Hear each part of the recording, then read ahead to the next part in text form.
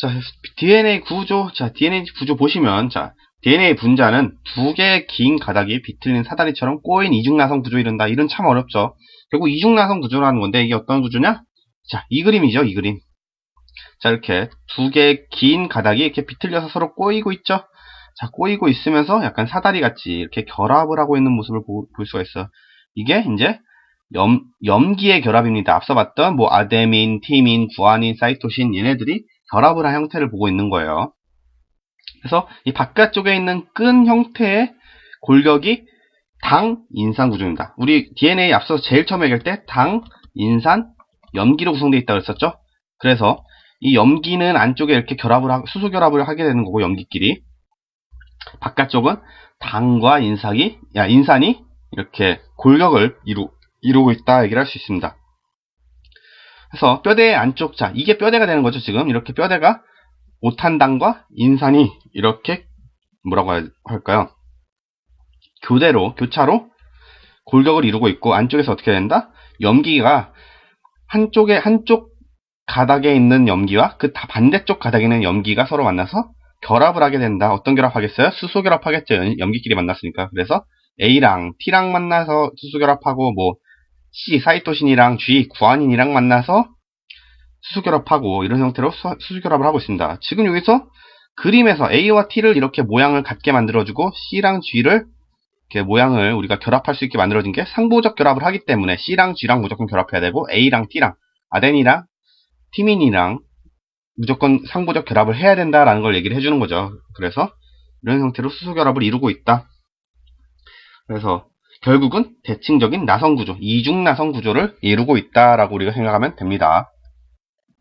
구조 자체 어렵지 않죠. 바깥쪽은 당, 인산이 골격을 이루고, 안쪽은 염기가 서로 간에 그 수소 결합을 통해서 이어져 있는, 정확히 말하면 이어져 있는 건 아니지만 이제 수소 결합을 통해서 결합되어 있는 형태를 보여주고 있죠. 상부적 결합, 수소 결합을 하고 있다.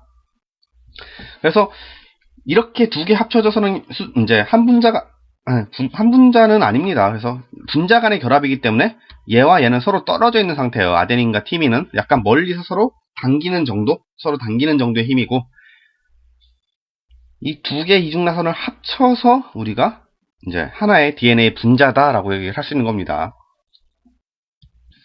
사실 뭐 이쪽에서 문제가 나온다고 해도 굉장히 뭐 자세하게 물어보거나 조금 이제 헷갈리는 개념이 별로 없기 때문에 크게 고민하실 건 없고요. 자, 한번 다음으로 넘어가 봅시다. 이번엔 DNA 기능에 대한 얘기네요. 이거는 사실 생물에서나 나와야 할 녀석인데, 우리 그냥 이것만 기억합시다. DNA는 저장, 복제, 전달하는 역할, 유전 정보를 저장, 복제, 전달하는 역할을 한다. 이것만 기억을 해줍시다. 뭐 나머지 뭐 저장은 어떻게 되고, 복제는 어떻게 하고, 전달은 어떻게 되고 얘기를 하는데, 여기서 우리 그냥 복제만 간단하게 얘기를 하면, 자, DNA가 이중나선 두 긴 가닥이 이중나선 구조를 이루고 있다는 걸 알고 있죠. 그럼 여기까지가 이제 DNA의 원래 형체인데, 얘를 이렇게 풀어주는 효소가 있습니다. 그래서 풀어주는 효소가 있고, 또 이 이중나선이라는 이제 두 개의 가닥이 되죠. 이 두 개의 가닥을 분리해주는 또 효소가 있습니다. 이렇게 분리가 되면 우리가 이제 쉽게 생각할 수가 있는 거죠. 자, 앞서서 가닥이 이렇게 있으면, 자, 이게 두 개의 가닥으로 있던 걸 하나의 가닥으로 다 분리를 해줬어요. 자, 분리를 해주면 우리가 쉽게 예측을 할 수 있죠. 어떻게?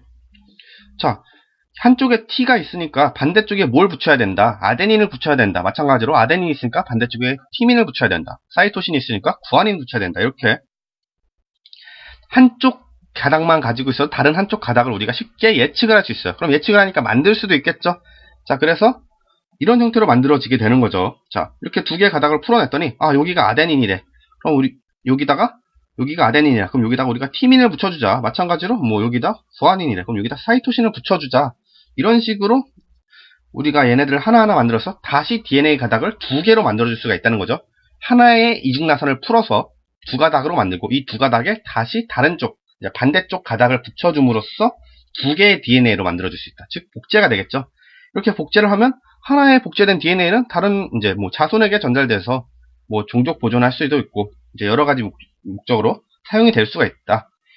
그래서 이거는 약간 상식적으로 복제가 어떻게 된다 정도는 좀 알면 이제 좋긴 하겠죠. 근데 뭐 자세하게 알 필요는 이제 생물 공부하시는 분 아니면은 지금은 그닥 필요 없다 생각하셔도 됩니다. 자, 시간이 좀 남으니까 문제 하나 풀어보도록 하겠습니다. 자, 다음은 자, DNA 구조에 대한 설명이다. 자, DNA 골격은 인산과 우리 알고 있죠? 당의 결합으로 이루어진 사슬 구조이고, 자, 골격의 안쪽에는 뭐가 결합을 하고 있다고? 몰 비롯한 염기들의 상부적인 염기들과 여기는 이제 수소 결합을 하고 있다라는 걸 알고 있고요. 얘를 비롯한 Y가 이제 뭐 염기 종류를 얘기하겠죠. 뭐 AGTC 이것만 써줍시다. AGTC 아데닌, 구아닌, 티민, 사이토신 이 네 가지를 비롯한 염기들이 상보적 염기들과 수소 결합을 하고 있다. 아데닌은 티민과 사이토신은 구아닌과 이렇게 연결을 하게 되겠죠. 자, 기억 X는 고리 모양의 당이다 이렇게 했어요. 자, 우리 앞서서 당의 구조 기억하시나요? 오탄당 형태는 어떻게 돼 있어요? 가운데 산소 혼자 끼고 이렇게 오각형을 기울고 있었죠. 이렇게 우리가 닫힌 구조, 이렇게 그러니까 고리라고 할 수 있겠죠. 그러니까 서로 이제 원을 그리는 이런 형태의 구조를 우리가 고리 모양이라고 할 수 있고요. 그래서 X는 고리 모양의 당이다. 맞습니다. 오탄당. 자, 니은 Y는 아데닌이다. 지금 Y 보시면은 Y 반대편에 지금 티민이 보이네요. 자, 티민과 결합하는 거 아데닌 맞죠? 아데닌과 티민이 결합하고 사이토신과 구아닌이 결합하니까 그래서 Y는 아데닌 맞게 되겠네요. 니은 맞습니다. 자, 디귿 Z는 우리 수소 결합하고 있는 거 알고 있으니까 Z는 수소이다. 그래서 기억, 니은, 디귿 다 맞게 되겠네요. 이래도 뜨네. 문제 하나만 더 풉시다. 자, 그림 가와 나는 탄소로만 구성된 물질의 구조를 모형으로 나타낸 것이다. 가와 나는 탄소 나노튜브와 플로렌 중 하나다. 누가 봐도 가가 플로렌이죠. 플로렌. 앞으로 그냥 C60 씁시다. C60. 자, 얘가 CNT 탄소 나노튜브 알고 있습니다. 자, 이제 문제 풀기 전에 살짝 얘기하면 중심 탄소 원자에 3개씩 결합하니까 전자 하나 남기 때문에 얘들은 다 전기 전도성이 있겠죠. 그리고 나는 전부 다 육각형의 구조를 가지고 있고, 이제 플로렌 같은 경우는 지금 가운데 오각형도 이렇게 껴있고, 육각형과 오각형이 섞여있는 구조를 가지고 있다 얘기를 할 수 있겠죠. 자, 기억. 가는 분자성 물질이다 했는데요. 여기서 중요한 개념 나왔습니다. 여기 분자성 물질이다 했는데요. 자, 우리 잠깐만 앞으로 넘어가서 얘기를 한 번만 더 할게요. 이걸 빼먹었네. 자, 우리 쭉 앞으로 넘어가서 첫 페이지 봅시다.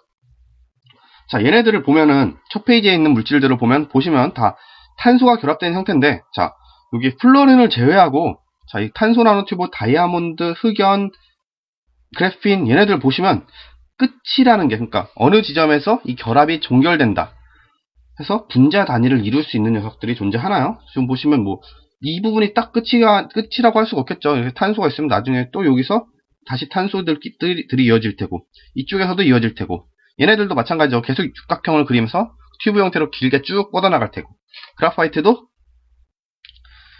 그냥 딱 종결이 여기서 딱 된다기보다는 얘네들이 계속 육각형 구조로 이어나갈 수가 있는 거죠. 그래핀도 마찬가지고. 그래서 버키볼, 우리 플로렌은 근데 딱 공 하나당 분자 하나다라는 게 우리가 정의를 할 수가 있잖아요. 그래서 이런 녀석을 우리가 분자성 물질 또는 분자 결정이라고 얘기합니다.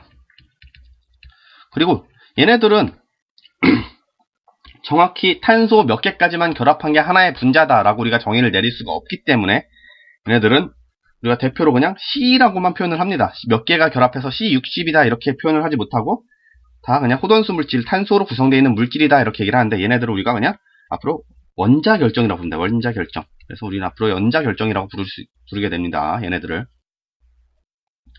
그래서 원자 결정 물질들은 뭐 탄소 정확히 뭐 100개까지만 결합해야 하나의 분자다. 뭐 1000개 결합하면 하나의 분자다. 이렇게 얘기를 할 수 없고 계속 연장될 수 있는 형태의 구조를 가지니까 얘네들은 원자 결정이라고 부르고, 플로렌 같은 경우는 이제 탄소 60개가 딱 하나의 분자를 만든다. 이렇게 우리가 공 하나가 분자 하나다. 이렇게 결정을 내릴 수가 있으니까 분자 결정이다. 라고 기억을 해 주시면 되겠습니다. 다시 뒤로 쭉 넘어서 문제 봅시다. 어딨나요? 자, 여기였죠. 자, 니은 나는 플로렌 C60이다. 틀렸죠. 일단 가가 플로렌인 거 우리 알고 있고, 그래서 니은 틀렸고, 기억. 가는 분자성 물질이다. 플로레는 아까 분자성 물질이야겠죠. 그래서 기억 맞습니다. 자, 디귿. 가와 나는 모두 탄소 원자 1개가 이웃한 탄소 원자 4개와 결합한다. 자, 나는 탄소 원자 1개가 이웃한 탄소 원자 3개랑 결합하고, 가도 마찬가지로 탄소 원자 1개가 이웃한 탄소 원자 3개랑 결합하니까 둘 다 3개와 결합한다. 디귿은 틀렸네요. 결과적으로 맞는 거네. 기억만 맞겠네요.